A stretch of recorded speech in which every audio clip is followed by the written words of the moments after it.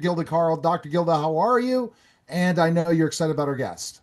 I certainly am. We talk about dating, we talk about money, and we talk about how money is very difficult to get through when you are dating, right, Jason? This is You're right. Jason Tartick, and he knows everything about money. He is here to talk about his partnership with America's number one most loved banking app, Chime. And he's also going to tell us, because he was a former Bachelorette star and Trading Secrets host, and he's also a financial expert. And he's going to tell us everything about how to get through these problems with money. Well, there was a survey, Banking on Love. Tell us about that. Yeah, so I mean, you said it in your intro, which is beautiful, talking about the issues in talking money. And, my thesis on that is that we just weren't taught money in the school system. So then we then have to talk about it. We weren't taught how to do that. And then when you intersect love and money and talking about something we were never taught about, but it's one of the most important assets in the world, we have seen with married and cohabitating relationships, it's creating a lot of stress. It's also a leading indicator for divorce. So what's really cool though is Chime just did a survey on singles and dating and what generational shifts we're seeing with money. And we're seeing a lot of these really taboo topics that we would avoid in the past, especially on dates. Based on this survey, we're seeing a huge change of pace. For example, 50% of Gen Z and millennials are actually saying they are attracted to someone that is open up talking about their income. And by contrast, only 23% of boomers said that they agree to that. So now we're not even talking about are we comfortable talking about it? We're comfortable not only talking about it, but we're attracted to it. And those are some of the pieces of information we're seeing in this wild world of dating and love. But this was a taboo topic. Nobody wanted to bring this up. And you mentioned to bring it up early. So what do? Say, hi, my name is Dr. Gilda, and I want to talk about money. How do you think about money? How do you feel about money? What is your feelings about money? You can't do that because the guy will run away. You're right. I mean, I think most of us, when we hear about these conversations, it's against societal norms, which I'm a huge proponent of bringing down, and it also is a little bit frowned upon, which I think we should smile on. But how do we do it is the question of the day. And I think what you have to do is you have to bridge this gap. You have to disarm. You can't start the conversation with what's your income, what's your credit score, how much debt do you have. Oh, but women want to know this. According to the Yes. men that I'm talking to, they say all these women are after only my money. How do you put a Oh. stop to that? Oh, that I can't speak to, but I can speak to how to have these conversations in a healthy way. And I think where you start with it is on date one, you make these money conversations playful. I think you want to be curious and understanding how people connect to money, what their relationship is with money, what the psychology is, and then how do you do that? So if you're going on a first date, I think a really good question to ask, which is fun, is hey, right now, you're given $1 million. You have 24 hours to spend it. Where exactly are you going to spend it and why? And then you get to learn about their spending patterns, how they prioritize spending, plus it's fun. Another good one would be hey, what's one thing that you overspend on today?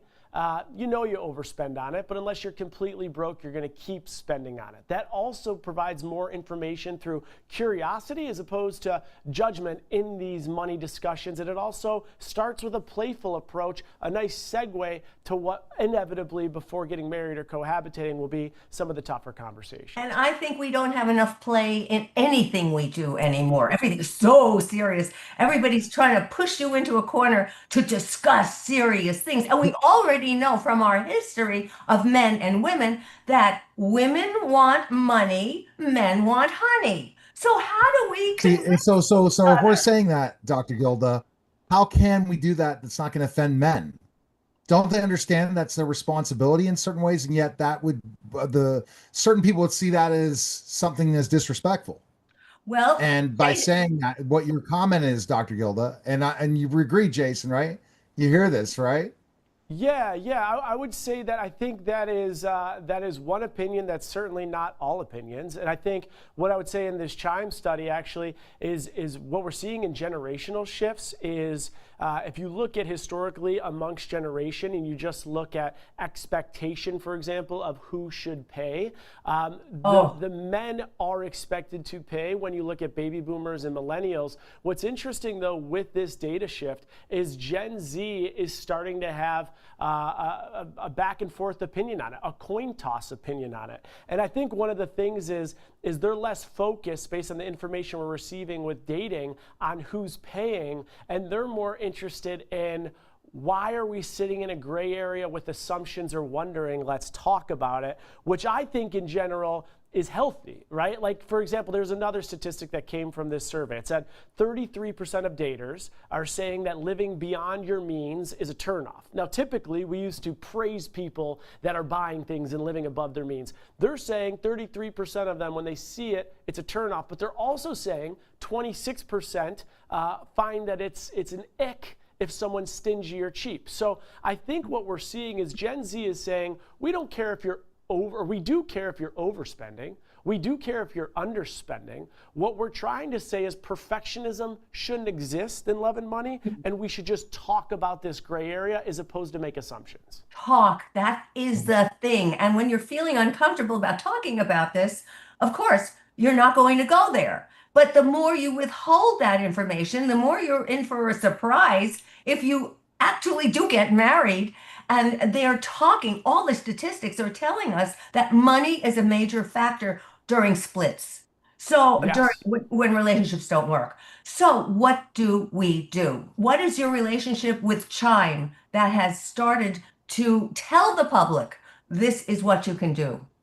Right. So I think for the last 10 years now or so, between my podcast and published books, my thesis has been we need to start being financially transparent. And when we do so, what we're doing is we are giving each other information so that we can spend in a smarter way, we can save more intelligently, and we can also earn more. But for some reason, we're so afraid to talk about this. But when we give each other the information, it gives us more information to then put ourselves in a better position. And so Chime also believes in the same core values that I do when it comes to financial transparency. And they are really making progress in the finance space, not only with their banking products, but doing surveys like this to provide us information to put us in a better position. Because like you said, married couples and cohabitating couples are struggling with this. And in fact, 43% of all married and cohabitating couples, at least one person, is stealing or cheating through their finances in a material way. So we know that if we're not talking about, people are manipulating it, they're lying about it, and they're stealing. Well, transparency with every part of relationships is absolutely mandatory. Yes. All right, best place we can find information on Chime and you, Jason. Where can we go? Yeah, so you go to chime.com or you can go to my website, jasontartick.com. But for all the survey results and statistics, you can find those over on Chime's website, chime.com.